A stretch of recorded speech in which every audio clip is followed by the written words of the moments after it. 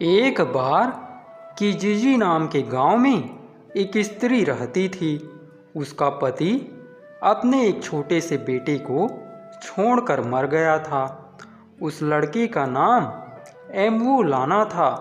वह बेचारी अपना और अपने बच्चे का पेट पालने के लिए बहुत कड़ी मेहनत करती थी। फिर भी उन दोनों को आधा पेट ही खाना मिल पाता था।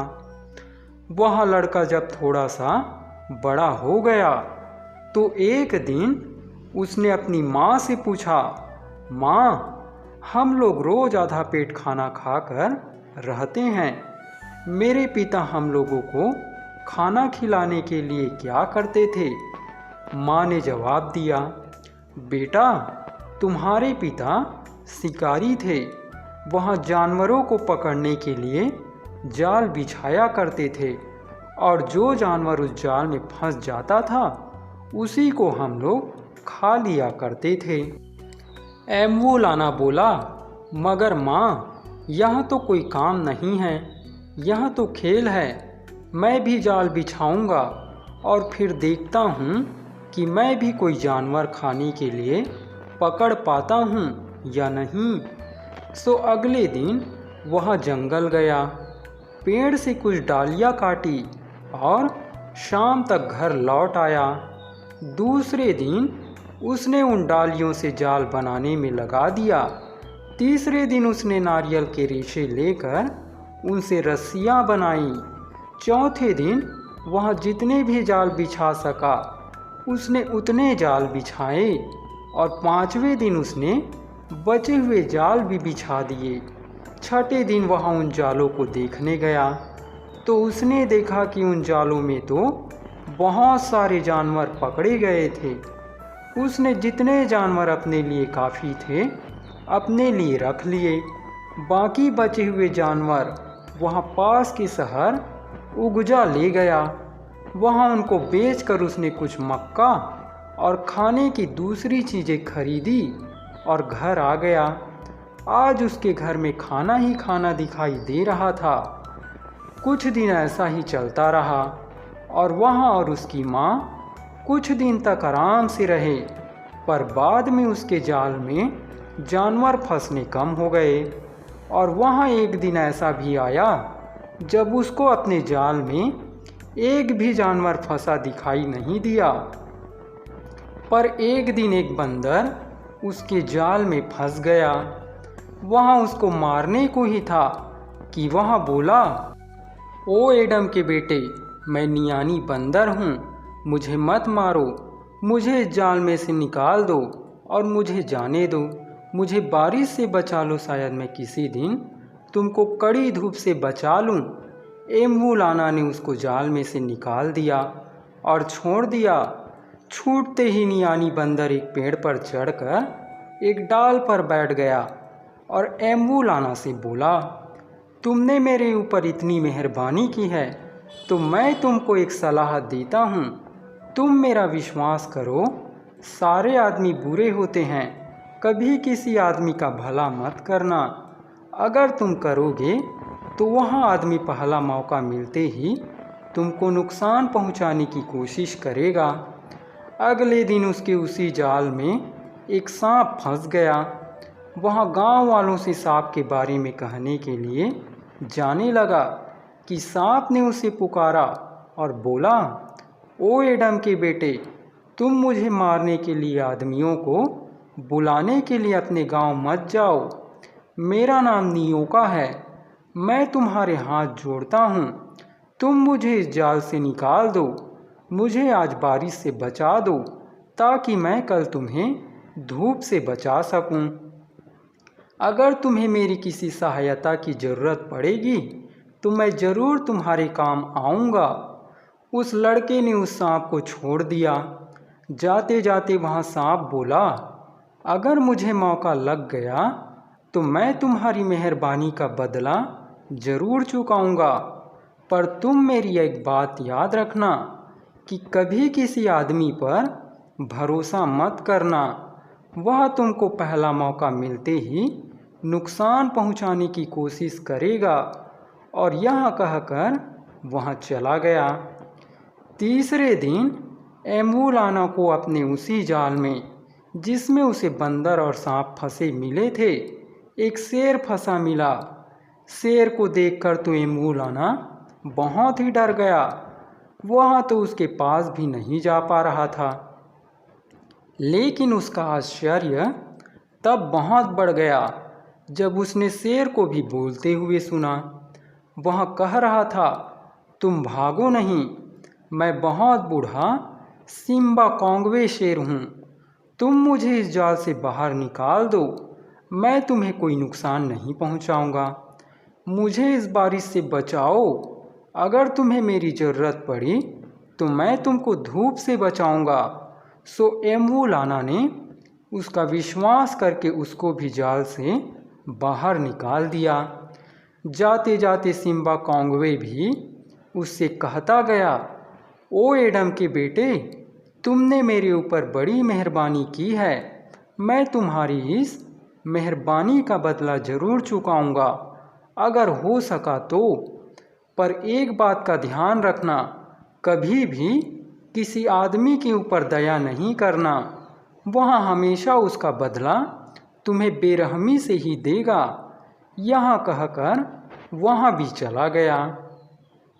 अगले दिन इत्तेफाक से उस जाल में एक आदमी फंस गया, और जब उस लड़के ने उस आदमी को जाल में से निकाला तो उस आदमी ने लड़के को कई बार विश्वास दिलाया कि वह उसके साथ की गई मेहरबानी को कभी नहीं भूलेगा, कि उसने उसको जाल में से निकाला और उसकी जान बचाई। सो ऐसा लगता था कि एमूलाना ने अब सारे शिकार पकड़ लिए थे, और अब वहाँ और उसकी माँ फिर से भूखे रहने लगे थे। अब उनके पास खाने के लिए पहले जैसी कुछ भी चीज़ें नहीं थी। एक दिन वह अपनी माँ से बोला, माँ, घर में जो कुछ है उसकी मुझे केक बना दो। मैं अपना तीर कमान लेकर फिर से शिकार करने जाना चाहता हूँ। उसकी माँ ने उसके लिए बचे हुए खाने के सामान की केक बना दी, और वह उनको और अपना तीर कमान लेकर शिकार पर चल दिया। वहाँ बेचारा चलता गया, पर उसे कोई शिकार ही नहीं मिला। चलते चलते वहाँ रास्ता भी भूल गया था, और उसके पास केक भी अब केवल एक ही बची थी। वहाँ और चलता गया। वह नहीं जानता था कि वह अपने घर से किस दिशा में जा रहा था। पर अंत में वहाँ एक बहुत ही अकेले और घने जंगल में आ निकला। ऐसा जंगल तो उसने पहले कभी नहीं देखा था। वह इतना थक गया था कि उसका मन कर रहा था कि वह बस वहीं लेट जाए और मर जाए, कि अचानक उसने किसी को उसको पुकारने की आवाज़ सुनी। उसने सिर उठाकर देखा तो एक पेड़ पर नियानी बंदर बैठा था। उसने उससे पूछा, ओ एडम के बेटे, तुम कहाँ जा रहे हो? एमूलाना ने दुखी होकर जवाब दिया, मालूम नहीं, मुझे लगता है कि मैं रास्ता भूल गया हूँ। बंदर बोला, चिंता ना करो, तुम यहाँ बैठो और जब तक मैं आता हूँ थोड़ा आराम करो, और मैं तुम्हारी मेहरबानी का बदला मेहरबानी से ही चुकाऊंगा। इतना कहकर नियानी तुरंत कूदकर वहाँ से चला गया, और थोड़ी ही देर में कुछ पके केले और पपीता लेकर आ गया।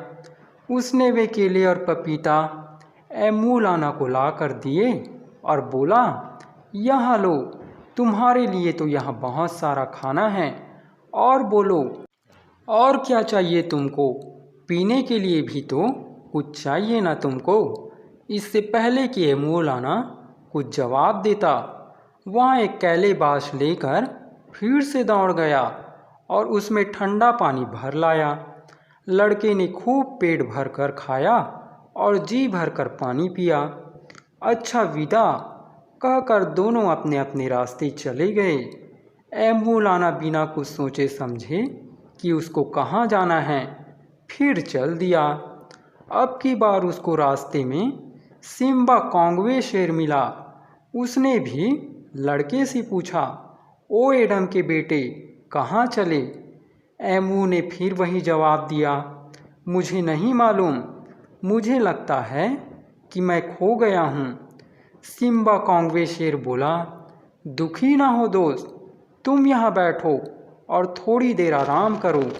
मैं तुम्हारी मेहरबानी का बदला चुकाना चाहता हूँ।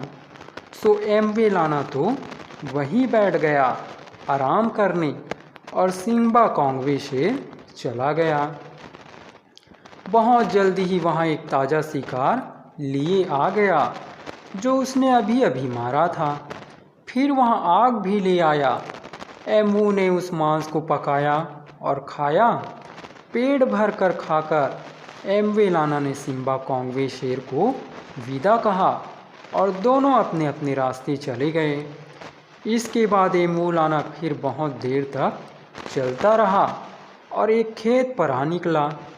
वहाँ उसको एक बहुत बूढ़ी स्त्री मिली। उस स्त्री ने उससे कहा, ओ अजनबी, मेरे पति बहुत बीमार है और मैं किसी ऐसे आदमी की तलाश में हूँ जो उनके लिए दवा बना दे। क्या तुम उनके लिए दवा बना दोगे?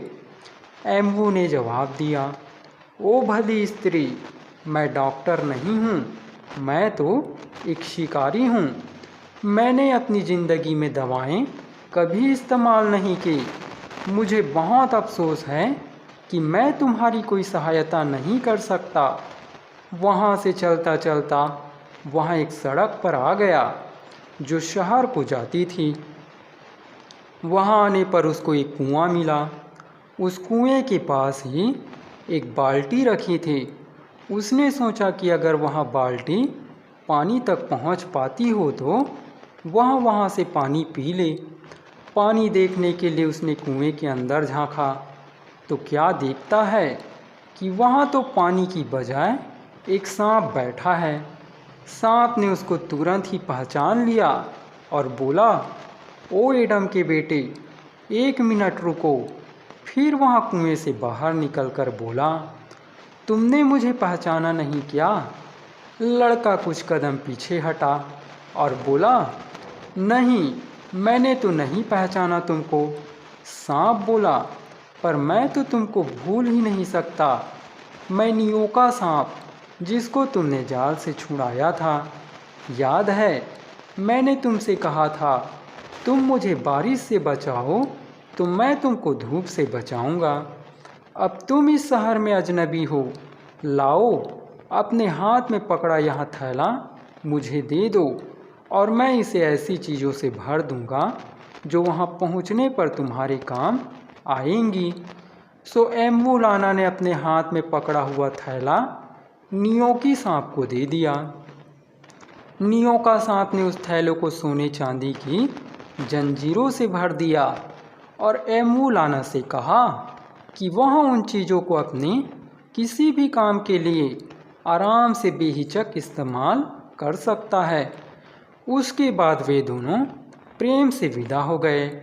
जब एम्बू लाना शहर पहुंचा तो वहां उसको पहला आदमी वही आदमी मिला जिसको उसने अपने जाल में से निकाला था।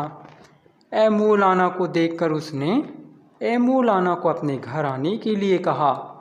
एम्बू लाना उसके साथ उसके घर चला गया। उस आदमी की पत्नी ने उसके लिए खाना बनाया। जैसे ही उस आदमी को मौका मिला, वह अपने घर से खिसक लिया और वहाँ के सुल्तान के पास जा पहुँचा। उसने सुल्तान से कहा, सुल्तान, मेरे घर एक अजनबी आया है जिसके पास सोने चांदी की जंजीरों से भरा एक थैला है, जिसके लिए वहाँ कहता है कि उसको वहाँ एक सांप ने दिया है और वहाँ सांप एक कुएं में रहता है। हालांकि वह यह बहाना करता है कि वहाँ एक आदमी है, पर मुझे यकीन है कि वहाँ खुद भी कोई आदमी नहीं है, बल्कि वहाँ भी एक सांप है जो आदमी का रूप ले सकता है। सुल्तान ने यह सुनते ही अपने कुछ सिपाही उस आदमी के साथ उसके घर भेज दिए और वे एम्बू लाना को और उसके साथ उसके थैलों को भी पकड़कर सुल्तान के पास ले गए। जब सुल्तान के आदमी उसका वहाँ छोटा थैला खोलने वाले थे तो वह आदमी जो उसको अपने घर लेकर आया था बोला कि इसके थैले में से ज़रूर ही कोई बुरी चीज़ निकलेगी जो सुल्तान और वजीर के बच्चों को नुकसान पहुंचाएगी। इससे वहाँ खड़े लोग और ज़्यादा उत्सुक हो गए और उन्होंने मौलाना के हाथ उसके पीछे बांध दिए। इसी समय वह नीओं का सांप अपने कुएं में से निकलकर शहर में आ पहुंचा था। वह उस आदमी के पैरों में जाकर गिर पड़ गया जिसने मौलाना के बारे में बुरा कहा था। जब लोगों ने सांप को देखा तो उस आदमी से कहा, अरे यहाँ क्या, यहाँ सांप तो उस कुएं में रहता है और यहाँ तो तुम्हारे घर के ही पास रहता है, भगाओ इसको। लेकिन नीओं का तो वहाँ से हिला भी नहीं। सो उन्होंने मौलाना के बंधे हाथ खोल दिए। उन्होंने यह भी कोशिश की कि वे लोग उस आदमी के लगाए हुए इस इल्ज़ाम को बदल सके कि मौलाना एक जादूगर था, पर वे यह भी ना कर सके। सुल्तान ने मौलाना से पूछा, यह कौन आदमी है जिसने तुम्हें अपने घर बुलाया और फिर तुम्हारी बुराई कर रहा है। मौलाना ने जो कुछ भी उसके साथ हुआ था वह सब कुछ बता दिया। कैसे बंदर, सांप, शेर और यह आदमी उसके जाल में फंस गए थे और कैसे उसने उनको छोड़ दिया था। फिर कैसे बंदर, सांप और शेर सब ने उसको सावधान किया था कि कभी किसी आदमी का विश्वास ना करना, वह तुम्हारी मेहरबानी का जवाब मेहरबानी से नहीं देगा। पर उसने उनका विश्वास नहीं किया। सुल्तान हंसा और बोला, हालांकि आदमी अक्सर ही मेहरबानी का जवाब मेहरबानी से नहीं देता, पर सारे आदमी एक से नहीं होते। हाँ, जहाँ तक इस आदमी का सवाल है, यह आदमी तो एक बोरे में बंद करके समुद्र में डुबोने के लायक है, क्योंकि तुमने इसके साथ अच्छा बर्ताव किया और उसके बदले में इसने तुम्हारे साथ यह बुरा किया। उस आदमी को बोरे में भरकर समुद्र में डुबो दिया गया और मौलाना को और बहुत सारा पैसा देकर उसके गांव का रास्ता दिखा दिया गया।